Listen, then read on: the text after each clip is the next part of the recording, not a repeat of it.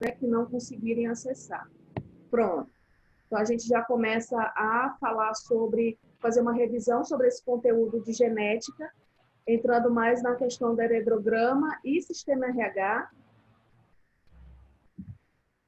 Então, o heredograma, ele vai ser aquele conjunto de gráficos, de representações gráficas sobre uma determinada genealogia.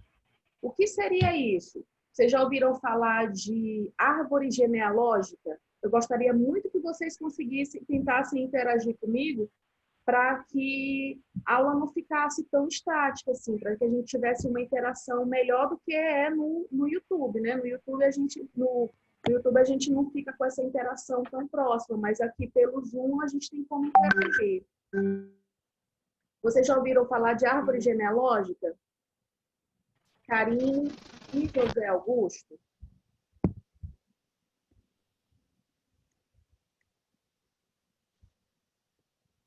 Bora lá.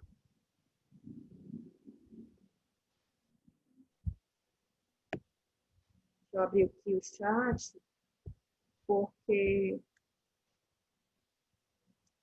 de vez em quando aqui dá um probleminha. Tá. Falar de...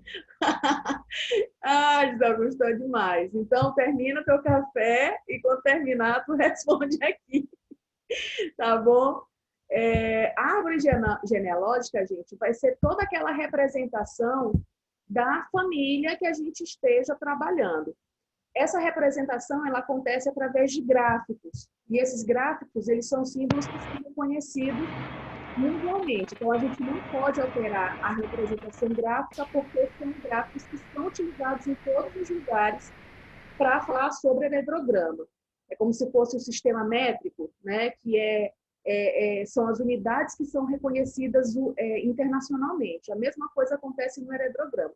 São gráficos que a gente utiliza para representar homem, representar mulher, aquele indivíduo que foi afetado por uma doença, aquele indivíduo que foi afetado por uma característica que eu queira trabalhar, pode ser olhos claros, a pessoa pode ser alta, o animal pode ter pelo de cores diferentes. Então, cada indivíduo com cada característica vai ter ali a sua representação gráfica, tá?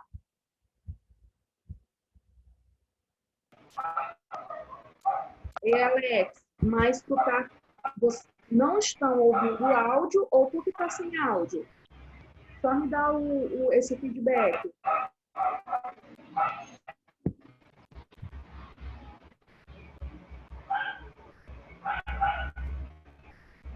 Qualquer coisa pode mandar pelo WhatsApp também, tá? Certo. Aí eu vou passar aqui para vocês observarem como é essa representação gráfica que a gente vai utilizar no heredograma, tá?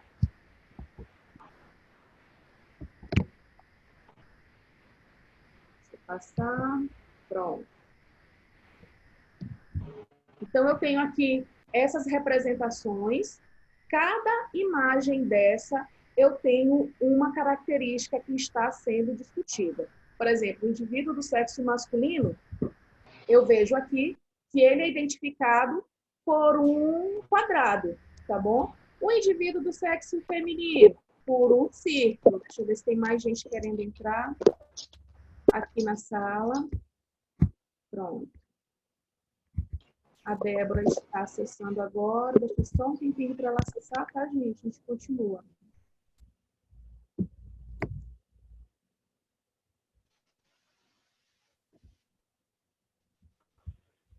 Pronto, ó. Então, eu tenho aqui o indivíduo do sexo masculino, que é representado pelo quadrado, o indivíduo do sexo feminino pelo círculo. Esse vídeo aqui eu já postei para vocês criando o heredograma, tá? Tem um vídeo somente sobre heredograma, no qual eu vou desenhando para vocês. Esse conteúdo ele é muito bom da gente trabalhar. Infelizmente, a gente não pode fazer isso presencialmente, mas dá de pegar com muita facilidade esse conteúdo. É só vocês atentarem aos símbolos, já que o heredograma trabalha apenas com esses símbolos, e interpretar a questão, tá bom?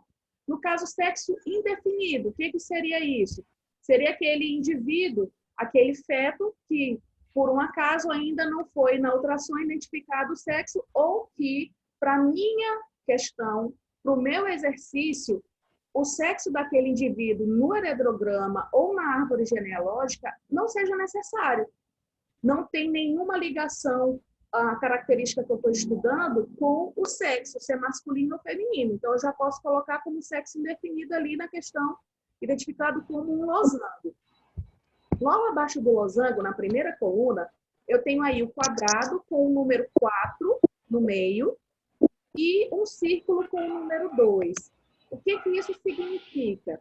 Significa dizer que aquela família teve 4 filhos ou 4 indivíduos do sexo masculino. E naquela genealogia ou naquele heredograma existem 2 mulheres, mas sempre identificada por um círculo, e o número que está dentro é a quantidade de indivíduos que tem daquele determinado sexo. Vamos imaginar aqui uma família que teve 5 meninas. Um casal teve 5 filhas. Eu só preciso identificar, dependendo da questão, dependendo do que eu esteja trabalhando, eu só preciso identificar um círculo com o número 5 no meio. Porém, quando você vai criar um heredograma, é sempre importante você colocar todos os indivíduos na sua ordem de nascimento, da esquerda para a direita. Primeiro nasceu um menino, então bota um quadrado. A segunda nasceu com uma menina, coloca um círculo. Então, sempre é do mais velho para o mais novo e da esquerda para a direita. Quando a gente se começa a criar um heredograma, a gente sempre coloca o homem como o representado pelo quadrado, né, do lado da esquerda, e a mulher sempre do lado da direita. Então, são algumas regras que a gente precisa seguir para que a nossa genealogia ou o nosso heredograma seja bem organizado e esteja de acordo com as ordens, né, com as normas internacionais. Que isso daí, gente, são normas que a gente precisa seguir. Deixa eu olhar aqui o chat. Certo, Alex, está ouvindo direitinho, beleza. Eu tenho aqui 2 símbolos, né? Todos em preto, que é o quadrado e o círculo. Esse símbolo, quando ele está todo escuro, identifica aí que o indivíduo está afetado por uma determinada característica que eu estou estudando. Não necessariamente tem que ser uma doença. Pode ser uma característica do corpo da pessoa. Pode ser pele negra, pode ser pele branca, pode ser olhos claros, olhos escuros, ou determinada doença também. Então, é sempre uma característica que eu esteja estudando. Vamos relembrar aqui o que significa fenótipo e genótipo. Fenótipo são essas características externas do indivíduo que a gente esteja estudando. São aquelas características que ele manifesta. O gato é preto, o fenótipo dele, a cor preta, a pelagem preta. E genótipo? Genótipo é a manifestação gênica dele. A gente não consegue ver. São os genes daquele organismo. Se ele é recessivo, por exemplo, azinho, azinho. Se ele é dominante, azão, azão. Se ele é heterozigoto, que são aqueles genes diferentes um do outro, azão, azinho. Então, isso é genótipo, tá? Então, o fenótipo, que é a minha característica, é um resultado dos meus genótipos, mais ação do meio ambiente. Por exemplo, esses dias aqui, eu moro aqui em Bacabeira, a maioria de vocês sabe disso, mas está muito quente em todo lugar. Esses dias agora, por exemplo, eu tenho o meu genótipo, por eu ser branca, é azinho, azinho, bezinho, bezinho. Essa é a identificação genotípica de uma pessoa branca, tá? Mas se eu ficar muito tempo na rua, eu vou ficar morena. Por quê? Porque eu tenho aí a ação do meio ambiente influenciando no meu fenótipo, que é a minha cor.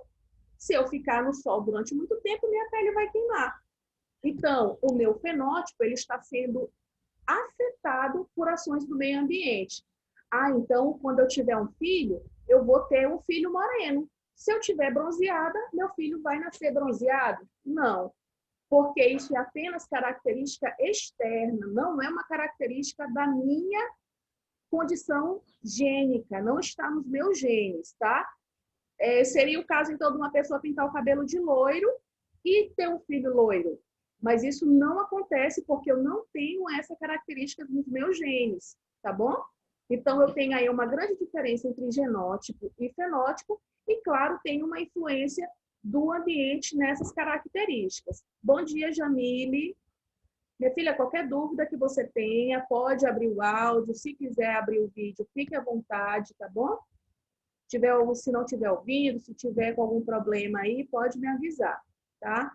Eu estou fazendo uma revisão sobre o conteúdo da semana passada, para quem entrou agora, e que é o conteúdo da V3 de vocês, tá bom? Então, muita coisa que eu falar aqui, provavelmente vai estar sendo abordado na avaliação de vocês, tá? Aí eu tenho, passando para a segunda coluna, tenho aí casamento, quadrado e círculo, quadrado na esquerda, círculo na direita, e um tracinho, ligando os dois. Isso identifica aí um casamento, tá bom? Deixa eu ver aqui se tem alguma coisa, chat. José Augusto, pois é, o teu fenótipo é essa característica externa que tu tem. Se tu, por exemplo, ficar muito tempo no sol, tu vai ficar bronzeado, mas é uma resposta fisiológica da tua pele para evitar uma queimadura da derme. A tua epiderme começa a produzir mais melanina e tu fica com essa tonalidade, né? A gente fica com essa tonalidade mais morena, porque teus melanócitos estão ali em atividade produzindo mais melanina para proteger a derme, tá? Então, isso é fenótipo. O fenótipo, ele pode ser alterado ao longo da vida, mas o genótipo ele sempre vai estar ali naquela condição de não alteração. Claro que quando tu tiver, por exemplo, um filho, pode ser que uma característica que você não tenha apareça no teu descendente, mas pode ser herdado pela família da tua esposa. E assim vai. Então, a gente é uma mistura de DNA, de pai e mãe. Então, nem sempre eu vou ser parecido com meu pai, nem sempre eu vou ser parecido com minha mãe, mas eu tenho uma mistura de DNA dos dois, me transformando num organismo totalmente diferente. Isso cria variabilidade genética, que é importante no ambiente para a nossa permanência, né? É uma questão de adaptação, de evolução. Quanto mais diferente nós formos geneticamente, mais adaptados a gente fica àquele ambiente, aquelas condições ambientais que podem ser alteradas. Por exemplo, num calor desse, pessoas que têm baixa resistência, eu não vou falar que vai morrer, não, mas eu vou falar que vai sofrer. Por quê? Porque é uma condição que não permite ela a ter uma alta resistência a calor, né? Ser bem adaptado. Por exemplo, urso polar, vir morar aqui em Bacabeira, ele vai morrer, porque está muito quente. A gente que não tem esse tanto de pelo para fazer esse controle, né? De temperatura, a gente já sofre com muito calor. Imagina um animal que é adaptado ao frio, tá bom? Aí tem casamento extramarital, que é ligado aí por trás. Professora. Oi, Alex, pode falar. É Alex ou José Augusto? Não é Alex, não. Sou eu, José Augusto. Tá, José. Eu queria perguntar, porque é só a gente, nós seres humanos, que temos fenótipos, ou os animais também mudam, de alguma forma? Todos os Porque a gente não vê organismos normalmente um gato, por exemplo, mudar assim. Um gato, olha, tem uma experiência, tu sabe qual é aquela raça de gato siamesa, que é marronzinho com a ponta as orelhas, os rabinhos e o focinho preto? Sim, eu tenho uma. Eu Pois tenho um é, gato aqui em casa tem um também. experimento que identifica que o fenótipo ele pode ser alterado desse animal, mas tu não vai fazer esse experimento no teu bicho. Se você raspar o pelo das costas do gato e colocar cubos de gelo periodicamente durante um determinado período de tempo, o pelo daquela região vai sair preto. Por quê? Porque nessa raça de gato, os pelos são pretos nas extremidades, que é onde o animal sente mais frio. Então, o gene do animal para essa tonalidade da cor preta, ele só vai se manifestar em lugares que sentem mais frio, que é a ponta que é o focinho, que é as patas, as orelhas. A gente tem uma temperatura mais fria na ponta do nariz, nas extremidades, né? Orelha, pontas dos dedos. Então, o fenótipo ele pode ser alterado. Por exemplo, se tu pintar esse gato de azul, tu tá alterando o fenótipo dele, mas tu nunca vai alterar o genótipo, porque são os genes, está no DNA dele. É uma característica que está lá nos cromossomos e você não vai conseguir fazer essa alteração. Então, todo animal, todo ser vivo, ele tem essa possibilidade de sofrer essa alteração no fenótipo, que é na característica externa. Porém, sempre vai ter ali o genótipo e o meio ambiente fazendo essa interação. Entendido? Entendi. Ok. Obrigado. Nada. Aí tem aqui os gêmeos monozigóticos. Então, aqui eu botei para vocês, claro, porque vocês precisam identificar quais são. Deixa eu só ver aqui que tem gente esperando para ser admitido. Só um minutinho, gente.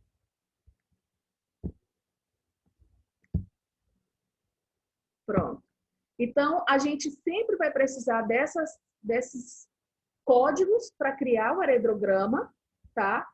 E assim criar o nosso heredograma, que é uma coisa interessantíssima para a gente fazer. Deixa eu passar aqui esse slide, que aí a gente passa adiante também. Bom dia, Julie. Julie, que saudade tua. Nunca mais tinha entrado nas lives, filha.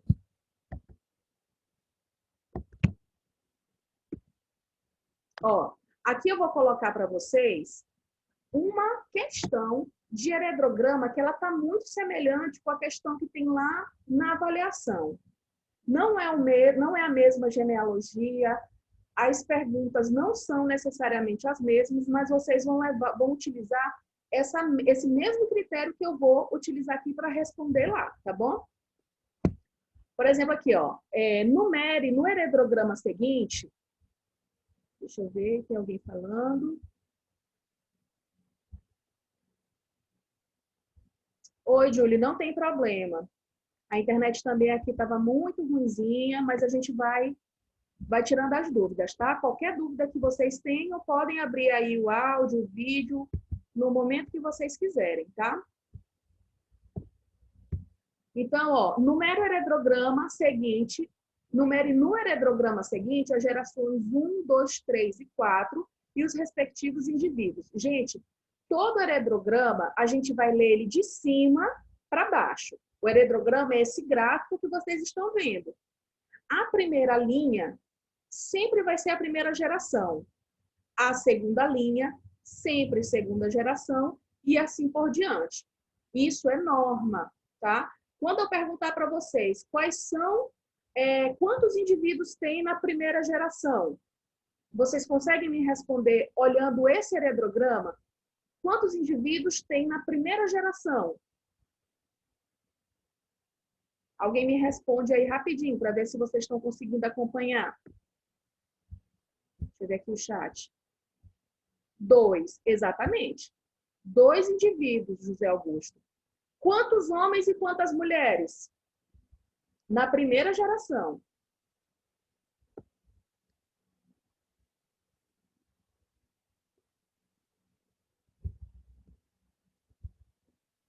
A primeira geração é aquela que a gente sempre vai começar.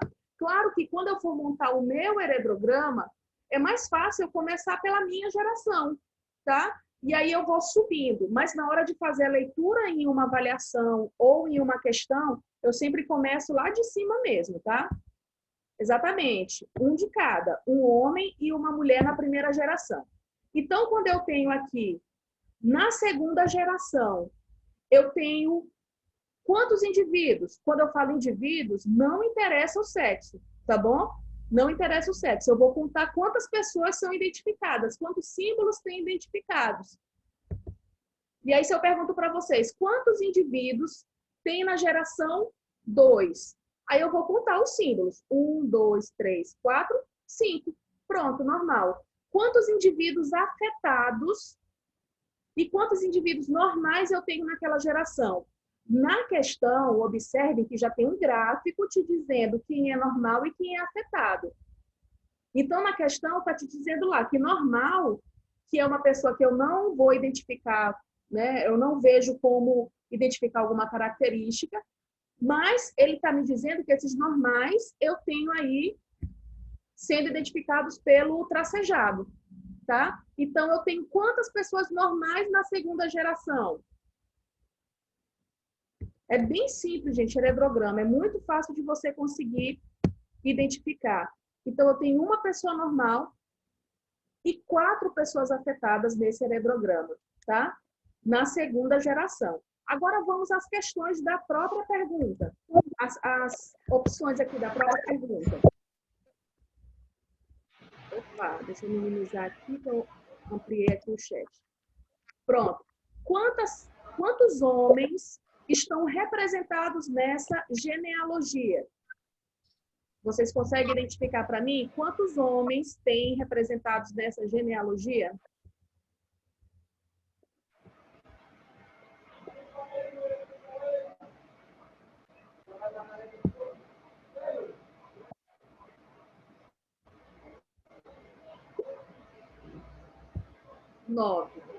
Nove homens. Gente, é simples, tá? Quantas mulheres são representadas? E aí você vai contar, então, quantos círculos estão representados nesse heredograma. Deixa eu ver aqui, José Augusto, ó, sempre quando perguntar quantos homens, você não vai identificar ali quem é afetado, quem é normal. Vai contar todos os quadrados. Quantos homens estão no heredograma? Conta todos os quadrados, tá bom? Quantas mulheres? Ô, Alex, que bom, tu não estava ouvindo até agora. Quantas mulheres estão representadas no heredograma? Tu vai contar todos os círculos e assim vai, tá? Então, sempre quando for só para identificar, é mais simples. Claro que as questões de genética nem sempre são assim, bem basiquinhas, elas são mais cheias de detalhe. Com 12 mulheres, eu não contei ainda. Deixa eu ver. 1, 2, 3, 4, 5, 6. Peraí. 1, 2, 3, 4, 5, 6, 7, 8, 9, 10, 11, 12, 13. Não são 13, não, gente? Eu acho que eu contei 13. 1, 2, 3, 4, 5, 6, 7, 8, 9, 10, 11, 12, 13. 13 mulheres, tá? Esse gráfico, e parece ser questões bem simples assim, mas a gente acaba se perdendo porque são símbolos muito semelhantes, então a gente tem que ter muita atenção. O que eu indico para vocês quando vocês estiverem respondendo? Numera. Numera dentro do gráfico, lá na geração 1. Tu coloca dentro do círculo o número 1. Ou então bem embaixo, porque se colocar dentro vai identificar a quantidade de indivíduos. Coloca bem embaixo. 1, 2, 3, 4. E assim vai. Tá bom? Então, são dessas formas aqui que a gente vai tentando resolver as questões de heredograma. Aqui, para identificar quem é homem, quem é mulher, quem é afetado, quem não é. Vocês ficaram com alguma dúvida? Querem que eu repita alguma coisa? Se precisar, eu repito, tá?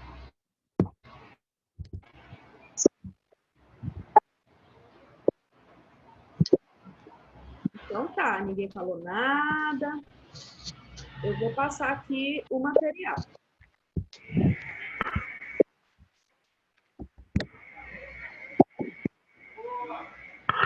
Ô, Fernanda, só agora que eu consegui ouvir tudo. Ô, Alex, mas tá conseguindo ouvir bem então agora, né?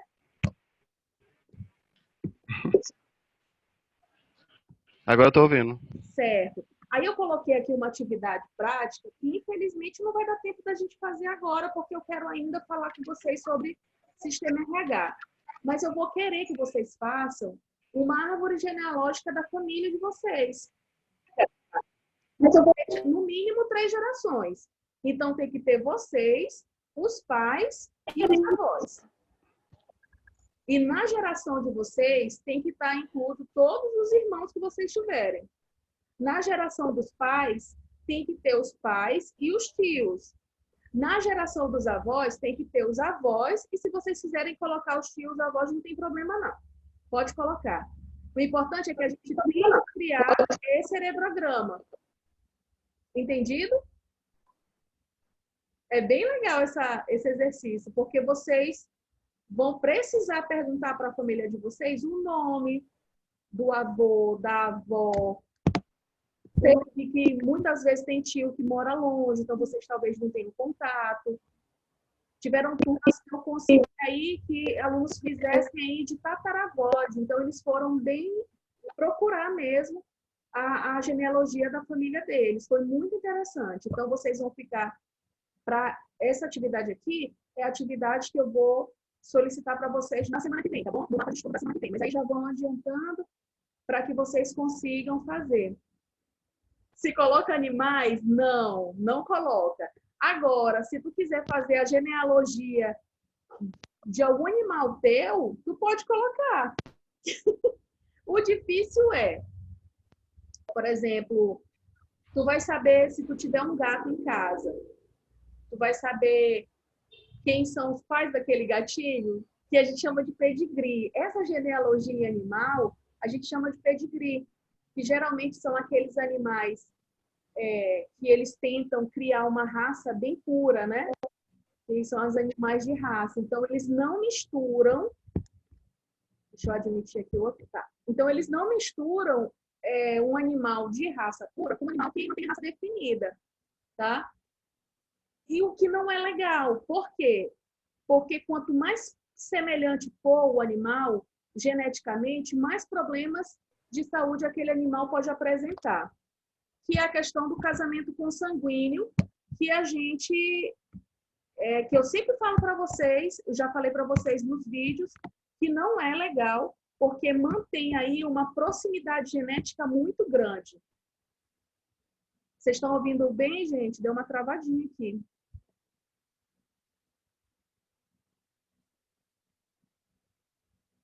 Ok.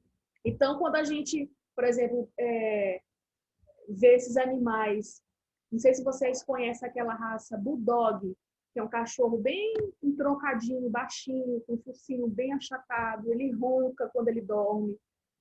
Por quê? Porque ele foi alterado ao longo das gerações através de cruzamento consanguíneo. Esse cruzamento consanguíneo, o casamento consanguíneo, acontece demais. E na live anterior, o Alex até tentou falar, mas estava tão ruim a conexão que não deu para a gente falar bem. Eu vou parar aqui um pouquinho esse compartilhamento para falar mais sobre essa questão de cruzamento consanguíneo, tá? Oi, Naldson, bom dia.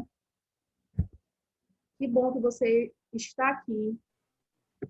Hein, Alex, que tu estava até comentando sobre aquela comunidade em Barreirinhas, né? Os Filhos da Lua, se não me engano.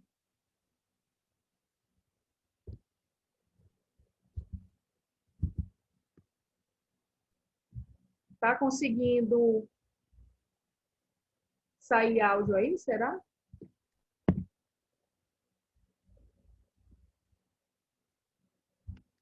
Então, gente, quando a gente fala de casamento consanguíneo, vocês têm que entender primo com primo, por exemplo. Isso é casamento consanguíneo, são parentes de sangue.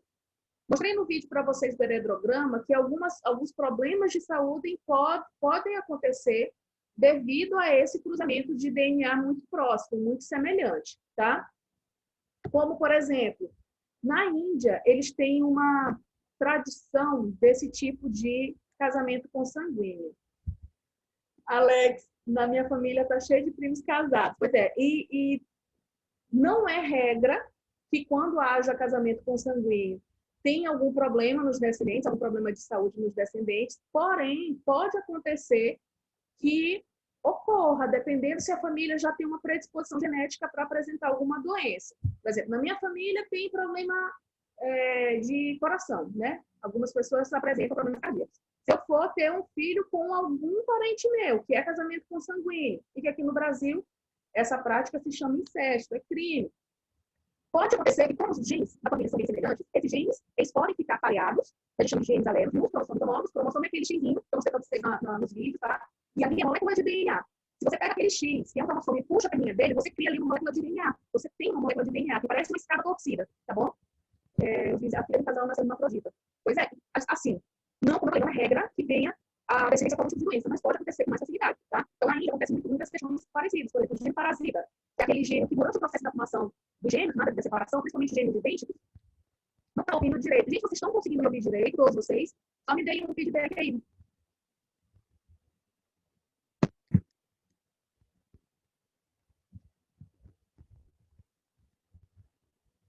Ah, deixa eu ver se é a minha conexão. Espera aí. Aqui está dizendo que a minha conexão está travada. Deixa eu ver se eu consigo ajeitar aqui, criança.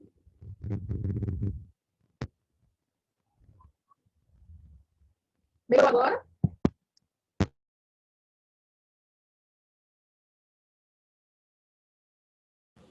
Melhorou agora? Ah, não.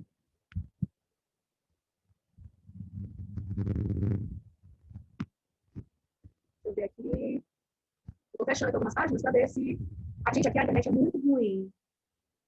Por isso que a maioria das vezes eu gravo offline e jogo no YouTube. Melhorou? Eu acho que vai ficar falhando o tempo todo, infelizmente. Eu estou fechando aqui algumas páginas. Pronto, melhorou, né? Beleza. Eu fechei todas as páginas que eu pude fechar aqui. Então, ó, no caso do hermafroditismo, né? Que é aquele indivíduo que tem, entre aspas, os dois sexos. Só que um deles é funcional, realmente. O outro não é funcional. Então, o amigo, esses dias agora eu estava conversando, um amigo do meu marido, ele é hermafrodita, e durante a escola, em jogos de genes, no vestiário, eles meninos trocando de roupa, viram ele, e ele tinha uma genitália feminina não desenvolvida e a genitália masculina bem desenvolvida. Então, os hormônios masculinos, a testosterona, desenvolveu mais o lado masculino, mas ainda assim ele tinha um pouco de mama e uma genitália feminina bem pouco desenvolvida, né? Atrofiada. Não significa dizer que ele vai conseguir engravidar ele mesmo, como é algumas dúvidas que acontece, né? Que aparece, mas ele vai conseguir ter filhos, ele pode fazer uma cirurgia para retirada desse segundo sexo, que não é viável, que não desenvolveu, mas é um problema genético, é uma mutação genética, o hermafroditismo, viu, Júlia? É um problema de mutação cromossômica, porque a mulher, o genótipo dela é XX. O genótipo masculino, XY, tá? Então, isso que vai identificar lá no cariótipo, porque quando os cientistas pegam, os geneticistas pegam os nossos cromossomos e eles começam a tirar fotos desses cromossomos. É um processo muito louco, mas é um processo muito trabalhoso também. Eles pegam esses cromossomos para análise para saber se naquele determinado gene tem algum problema. Aconselhamento genético é quando uma família quer saber se um filho pode ter algum problema genético. Se eu tiver crises e crises de alergia, se o meu parceiro tiver também, qual é a possibilidade daquela criança vir com esse problema, essa carga hereditária? Então, lá no aconselhamento genético, são exames que são feitos, tanto do homem quanto da mulher, vai dizer a probabilidade da criança apresentar determinadas doenças, determinadas mutações cromossômicas. Então, a área da genética, ela serve para estudar o DNA, as informações hereditárias e também fazer esse aconselhamento para que melhore a condição humana, tá bom? Eu vou continuar o compartilhamento. Professora. Diga, José Augusto. Eu ia comentar aqui porque a minha família ela tem predisposição à doença do câncer e também a doenças alérgicas e rinite, essas coisas. Será que tem alguma coisa a ver com isso? Principalmente para quem tem casos de câncer na família, com o tempo você precisa ficar, com o tempo não, né? É uma regra na nossa saúde a gente ficar fazendo check-up o tempo todo. Para quem tem casos de câncer na família, fazer com mais rigor ainda, para saber se não é que todo descendente, por exemplo, meu pai teve câncer, eu vou precisar fazer todos os anos aquele check-up para ver se eu tenho alguma probabilidade de desenvolver ou não. Como eu já tenho histórico na família, pode ser que eu tenha uma predisposição genética a apresentar doença, mas não é regra, não é porque meu pai teve que eu também vou ter. Mas aí eu fazendo esse check-up, né, de saúde, fazendo os meus exames periódicos, eu posso identificar que eu tenho uma predisposição. E eu posso identificar bem no iniciozinho algum problema. Então, é sempre importante você fazer esses exames periódicos, tá? Diabetes, problemas cardíacos, câncer, todas essas doenças, é sempre importante a gente fazer esses exames para poder identificar caso ocorra bem no início para poder fazer o tratamento, né? O importante é fazer essa prevenção logo no início, né? Se tiver alguma coisa, cuidar. Pois é, esse teste de glicose, para quem tem caso de diabetes, então, na família, é viável que faça e que cuide muito bem da alimentação, né? Questão de fritura, gordura, doces, refris, todas aquelas coisas que são boas, gostosas, mas que não são saudáveis, né? A gente sabe disso. E sempre fazer, claro, esses exames periódicos para saber se suas taxas estão ok, nível de colesterol, a taxa de glicemia, anemia, tudo isso a gente vai identificando através dos exames mesmo, tá? Pois é, ó. No caso de quem tem histórico de diabetes, como a Júlia está falando, da família, todo ano tem que fazer. Todo ano tem que fazer sim, porque é importante que a gente se cuide, né, se previna. Eu vou compartilhar agora sobre sistema RH, tá, gente? Que é o segundo conteúdo da avaliação de vocês.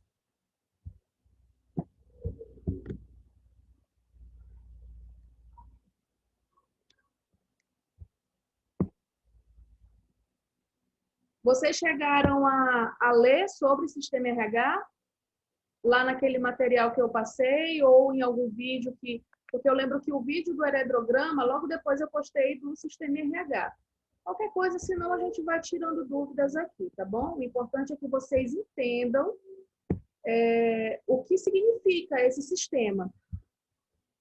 Por exemplo, ó, a gente tem um sistema ABO, que é o sistema sanguíneo, e nós temos o sistema RH, que não é o mesmo sistema ABO, mas que faz parte do sistema sanguíneo.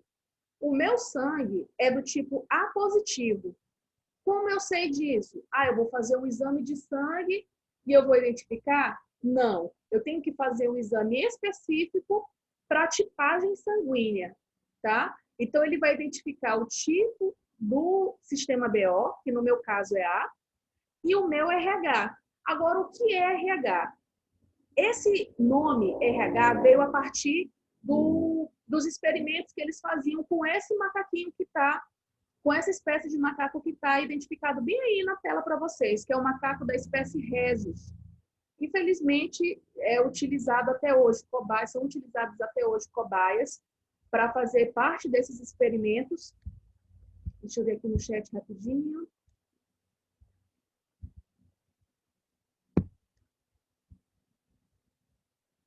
Pois é, Alex. Agora, Alex, tu tem um estilo de vida assim tão...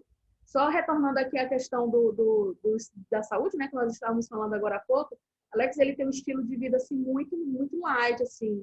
Eu lembro de uma eletiva que nós fizemos que teve pegada ecológica. A pegada de Alex, acho que deu baixíssima, foi a menor que deu de todos que fizeram o teste. Então, isso auxilia muito a não manifestar determinadas doenças que são crônicas e que qualquer um pode desenvolver ao longo da vida. Não necessariamente precisa ter alguém na família com esse histórico. Então, tem doenças que você pode desenvolver se você não tiver uma regra, né, de saúde ali na sua alimentação, no seu estilo de vida. Só come morango? Tá chique, bem! Então, gente, o sistema RH, ele veio a partir desses testes feitos em cobaias, tanto em macaco rhesus quanto em coelhos. Agora, por que essas duas cobaias? Porque são animais que têm um sistema imunológico muito semelhante ao nosso. Primeiro que o macaco faz parte do grupo dos primatas, né, que são fazem parte, a gente faz parte também desse grupo, de acordo com a nossa classificação biológica. E, no caso dos coelhos, eles têm uma resposta imunológica muito parecida com a nossa. Tanto é que parte dos medicamentos, eles são testados em coelhos. Claro que toda a comunidade de defesa, né, proteção animal, ela luta muito contra os testes com cobaias, mas ainda não se tem um método artificial que crie uma resposta imunológica tão boa quanto esses animais. Gente, vocês estão me ouvindo bem? Porque aqui já deu que minha conexão está ruim. Tá? Só me deem um ok. Tá, beleza. Aqui fica dando o aviso toda hora que a conexão tá mais baixa. E aí, o que acontece? Eu vou passar aqui o slide para vocês verem como que... Pronto, vem aqui, ó. Como que foi feito esse teste para descobrir que existe uma proteína no nosso sangue, que pode ter, quem é RH positivo tem essa proteína, quem é RH negativo não tem. Para vocês terem noção, antigamente, antes de se descobrir o tipo de sangue e o tipo de RH, se uma pessoa estava anêmica, o que eles faziam? Eles escolhiam alguém da comunidade, algum familiar, esse familiar ele se oferecia para doar sangue, sem teste, sem nada, para saber se era do mesmo tipo, até porque ninguém sabia que existia tipos de sangue diferentes. Então, você está coradinho e eu estou amarelinho, então me dá um pouco do teu sangue. Então, eles faziam uma transfusão direta da pessoa. Eles pegavam uma seringa, colocavam lá na pessoa, fazia lá uma gambiarra e injetava na pessoa que estava anêmica, porque assim eles acreditavam que as doenças, a maioria das doenças, eles acreditavam que era através do sangue fraco ou do sangue grosso. Até hoje tem essa teoria aí que algumas doenças é porque o sangue da pessoa está grosso. O sangue está grosso, o sangue está fino, está com alergia no sangue. São coisas que a gente escuta, chegam ao ouvido, só falta sangrar, né? Mas não existe essa possibilidade de eu fazer uma transfusão diretamente de uma pessoa para outra sem saber o tipo sanguíneo. O que isso vai causar? Gente, eu sou tipo A. Eu não posso receber sangue do tipo B. Exatamente, José Augusto. Eles vão morrer por conta que o sangue está incompatível. Quando entra na nossa corrente sanguínea uma substância estranha, quando entra no nosso corpo uma substância estranha, a gente chama isso de antígeno. O nosso corpo vai produzir anticorpos contra aquele antígeno, que é aquela substância que eu queira, que o meu organismo identificou ali como uma coisa que precisa isolar, neutralizar, destruir.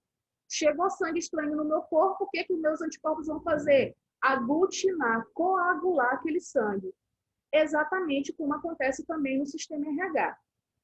Se você for RH positivo, você tem uma proteína na membrana da célula e que identifica esse RH positivo. Beleza.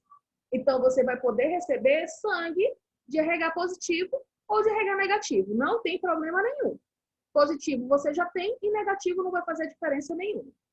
Agora, se você for RH negativo, significa dizer que você não tem essa proteína no seu organismo. Ela não é natural do seu corpo. E você, em uma transfusão de sangue, você recebe sangue com RH positivo, você vai ter sequelas, porque o teu organismo vai identificar aquela proteína com uma substância totalmente estranha. Vai identificar aquela substância como um antígeno. É uma proteína diferente do natural do meu corpo. Então, vamos atacar. O sistema imunológico começa a atacar. E aí você vai tendo consequências ao longo da vida. Claro que hoje, nas transfusões de sangue, elas são muito seguras. Por quê? Porque quando eu vou doar sangue, o meu sangue é retirado logo no início, tantos ml que vai para testagem, para saber se eu tenho algum tipo de doença, para saber se eu tive alguma doença que possa ser transmitida pelo sangue, e assim por diante. Ó, José Augusto, primeiro Julie, né? Sangue do tipo A, B, O e AB. O que diferencia? Essa parte de tipagem sanguínea, eu não vou cobrar de vocês, tá? Na avaliação, mas ela é muito importante que vocês saibam. Por exemplo, quem tem sangue do tipo A tem uma proteína determinada que identifica tipo A. Quem tem sangue do tipo B? Exatamente, Aleca, as proteínas presentes ou ausência dessas proteínas. Quem tem sangue do tipo B? Tem uma proteína do tipo B. Quem tem sangue do tipo AB? Tem as duas proteínas, tanto A quanto B. Quem tem sangue do tipo O? Não tem nenhuma proteína. Por isso que dizem que O é doador universal, porque ele não tem nenhuma dessas proteínas, então ele pode ser doado para qualquer tipo sanguíneo que o corpo da pessoa não vai identificar como estranho. E o AB é o... Certo, entendeu? Então, e o AB é o doador, é o receptor universal, perdão. O AB recebe de todos os outros tipos sanguíneos, porque ele tem proteína A, ele tem proteína B. E o O não tem proteína, então ele pode doar para todo mundo, tá bom? A só recebe de A, B só recebe de B. AB recebe de A, de B e de AB e de O. O recebe só de O. Porque como ele não tem proteína nenhuma que identifique uma tipagem nele, no tipo de sangue dele, qualquer tipo de sangue diferente vai identificar aí um antígeno, um corpo estranho, ali naquele sistema sanguíneo. O tipo sanguíneo mais raro é o AB negativo. AB negativo. E o tipo O é o que eles mais querem que faça a doação na Hemomar, que é o sempre, porque ele é doador universal, né? Por exemplo, eu faz um tempo já que eu não faço doação de sangue, mas qualquer tipo sanguíneo lá é importante, porque eles estão com uma quantidade muito baixa de bolsa de sangue. Aí você precisa ter mais de 16 anos ou ir com responsável, pesar acima de 50 quilos, não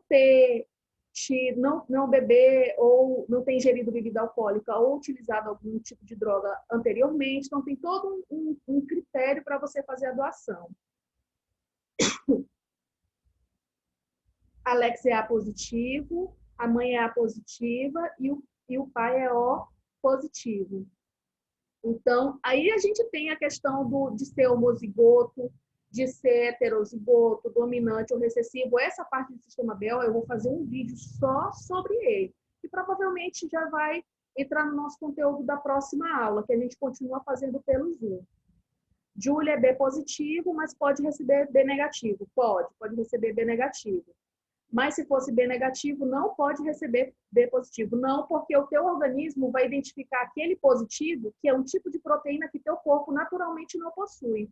Ele vai identificar aquilo ali como um antígeno, como um agente estranho que quer te fazer mal. Então, o teu sistema imunológico vai atacar ele, vai coagular teu sangue, e esse sangue recebido, né, coagulado, ele pode aí entupir uma artéria, uma veia, pode atingir teu coração. Então, isso é muito perigoso. José Augusto, se teu pai é A positivo e tua mãe é O negativo, tu pode ser A, tu pode ser O. Um dos dois. E o teu RH pode ser positivo ou negativo, dependendo muito do genótipo dele. A gente pode fazer um esqueminha, um heredograma a partir dos tipos sanguíneos que vocês apresentam. É bem bacana.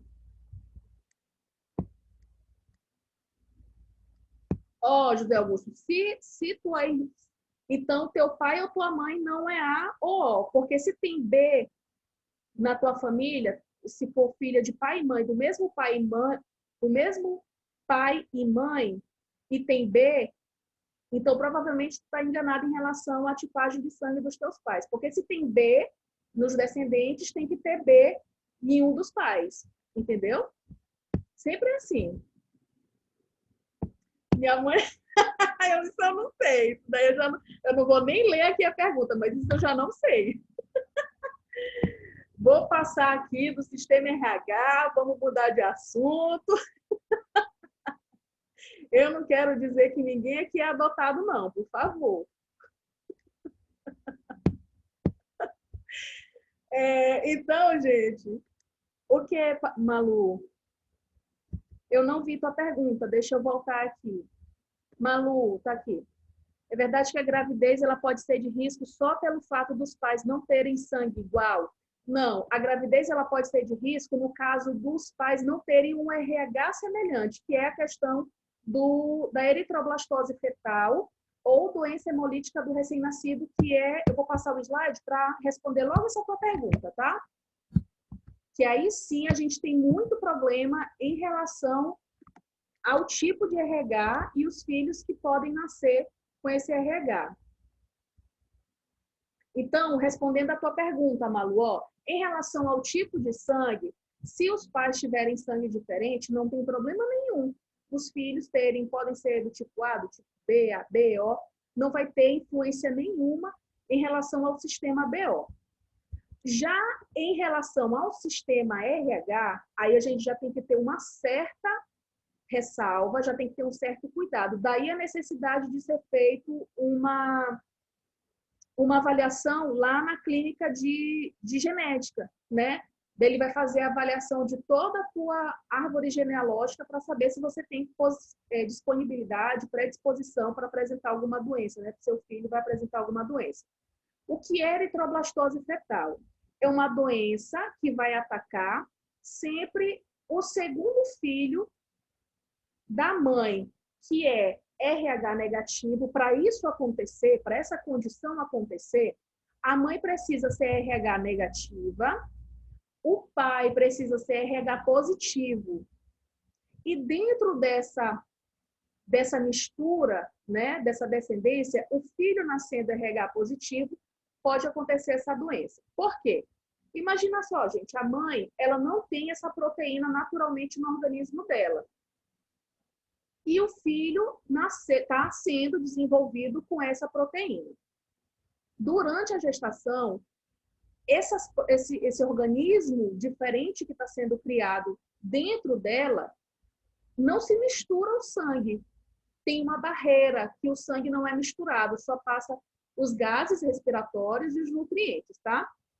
Quando acontece o parto, pode haver que esse sangue da criança, RH positivo, nós estamos falando de RH e não de sistema BO, tá? Exclusivamente de sistema RH, que é aquela proteína que vai ser encontrada na membrana da célula vermelha.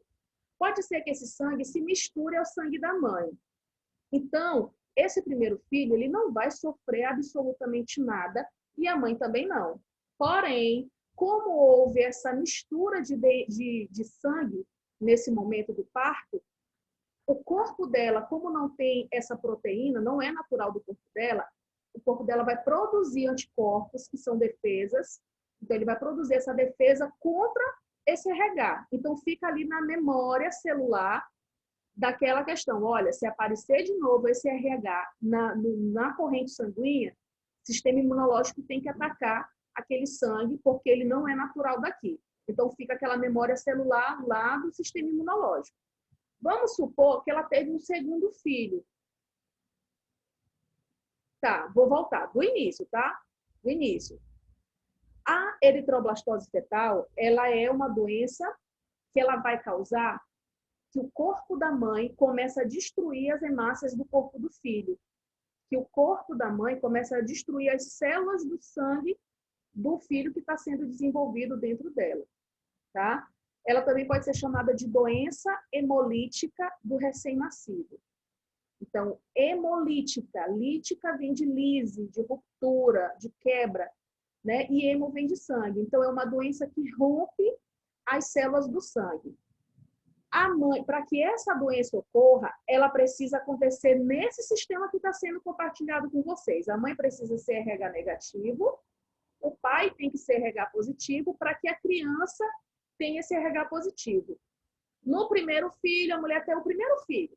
Então, ela vai desenvolver ali, durante os 9 meses, os sangues deles não vão se misturar. Porém, na hora do parto, pode ser que aconteça ali uma mistura de sangue da mãe e do neném. Então, o corpo dela, gente, é RH negativo. Ela não tem naturalmente aquela proteína que o corpo do filho dela tem. Entendeu? Então, ela vai criar imunidade contra aquele RH que ele entrou em contato com o sangue. O corpo dela vai começar a criar uma imunidade contra RH positivo, contra aquela proteína que tinha lá no corpo do filho dela. Porém, o primeiro filho dela não vai ter problema nenhum. Não vai ter problema nenhum, porque não houve essa mistura antes, e sim na hora do parto, e ele já saiu do corpo dela. Só que o corpo dela já está imunizado.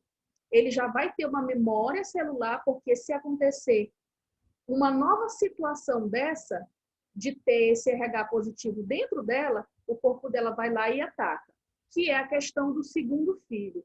Se ela tiver um segundo filho, e esse segundo filho tiver RH positivo também, lembra que ela foi imunizada no primeiro parto? Lá na mistura de sangue, e o corpo dela já identifica que existe o RH positivo dentro dela, e que não é natural do corpo dela, é natural do corpo do filho, que o sistema dela vai identificar como um parasita, como uma bactéria, como um vírus, como qualquer antígeno, tá?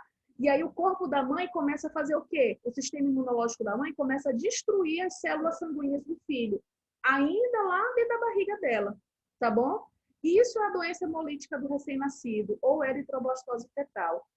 É a condição em que o corpo da mãe, por ser RH negativo, rejeita o corpo do filho por ser RH positivo. E ela vai destruir o sistema imunológico dela, vai tentar destruir todas as hemácias do filho dela. E isso é muito perigoso, porque o segundo filho ele pode vir aí ter problemas do sistema nervoso, pode nascer mudo, pode nascer surdo, pode nascer com problemas motores, pode morrer, que é o pior caso. Entenderam? Não acontece o aborto. Não acontece o aborto. Na maioria das vezes, o feto ele vai tentando se desenvolver, mas ele nasce com sequela. Acontece nessa situação aqui, ó, do heredograma, se a mãe já tiver sido misturada aquele sangue no primeiro parto e não tiver feito um aconselhamento genético, não tiver recebendo um tratamento, porque tem tratamento, a mãe recebe um medicamento que evita com que o sistema imunológico dela reconheça como um antígeno o sistema RH do filho. Então, se ela for numa clínica de genética e fazer um aconselhamento genético, que é um tratamento para evitar isso, não tem problema. Agora, se ela não souber que existe isso, se ela não tiver conhecimento nenhum, não procurar tratamento, o segundo filho dela sempre vai ser afetado. Pode acontecer aborto, pode acontecer que pode não acontecer o aborto, mas a criança pode nascer com sequela. Entenderam? Então, é uma doença muito séria. Quando a pessoa vai criar uma família, é o que eu sempre falava para vocês. No reino animal, a fêmea ela vai escolher aquele macho que é o mais propício para desenvolver uma família, né? Aquele que está mais saudável, aquele que mostra que consegue proteger a família, porque isso é no reino animal, tá? Lá nos bichinhos lá que a gente chama de irracionais. Para a gente aqui, seres humanos, o negócio já fica complicado, porque a mulher às vezes constrói uma família e não sabe as informações do parceiro dela. É importante isso, gente. Eu sou RH positivo, então eu não tenho o problema disso acontecer, eu não tenho a possibilidade disso acontecer. Por quê? Porque eu sei o meu RH. Eu sei que eu não posso desenvolver essa doença bem aí, entendeu?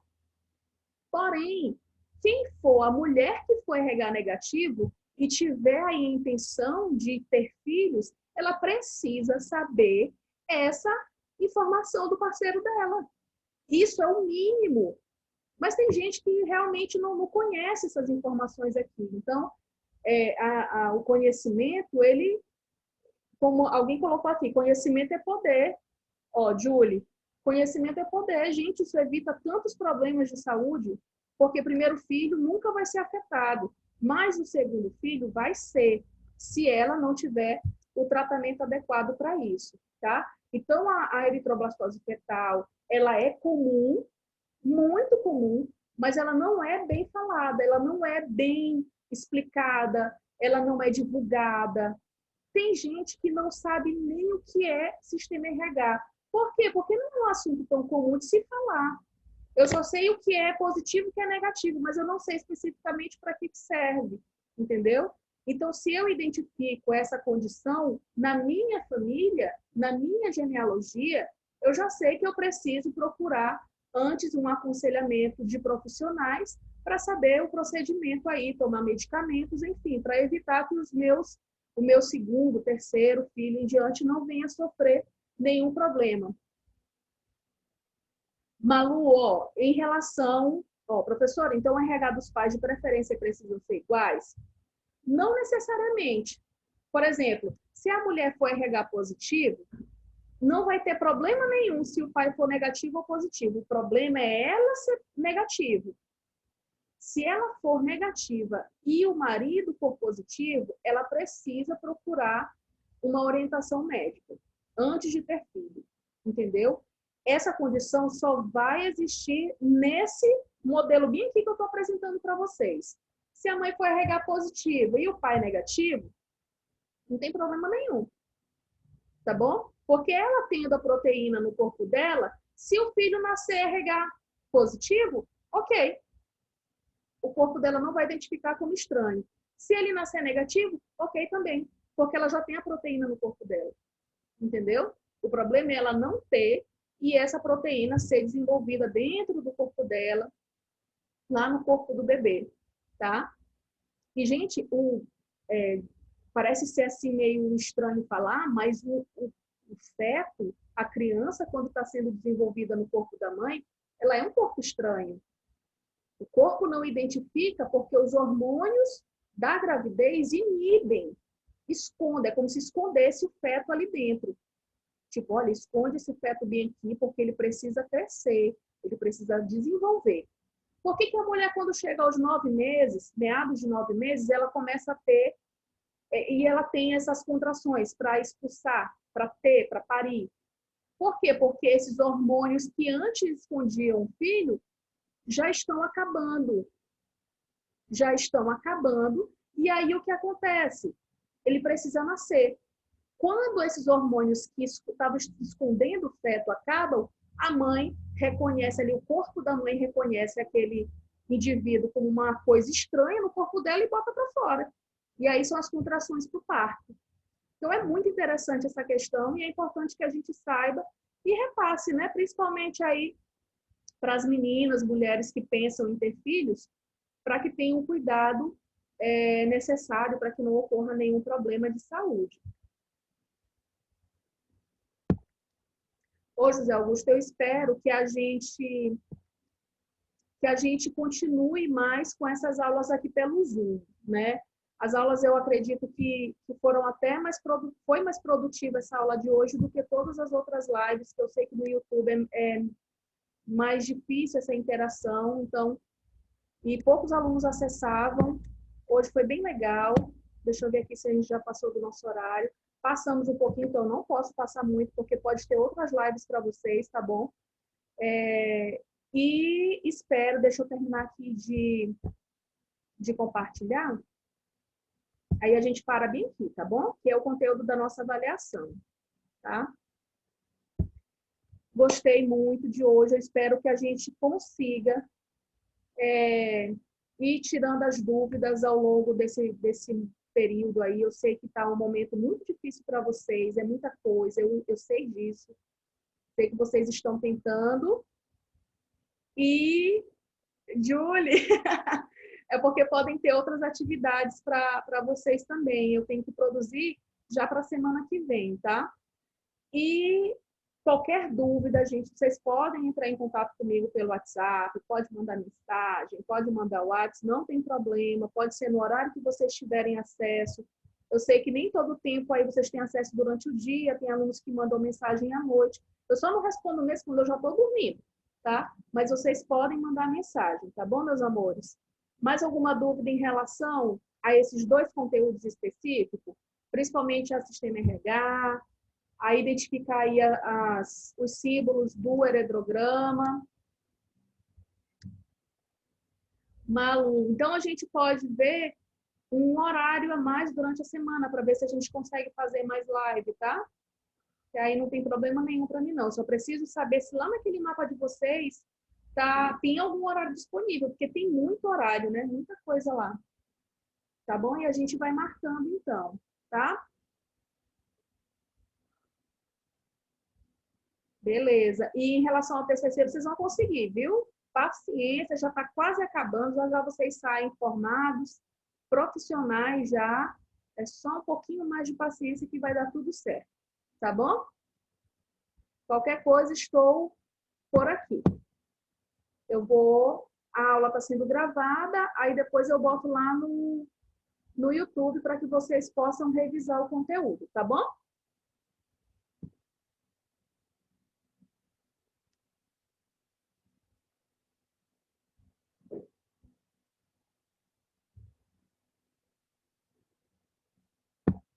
Estágio à distância tá bom. Não tá errado, não. Errado não tá, né?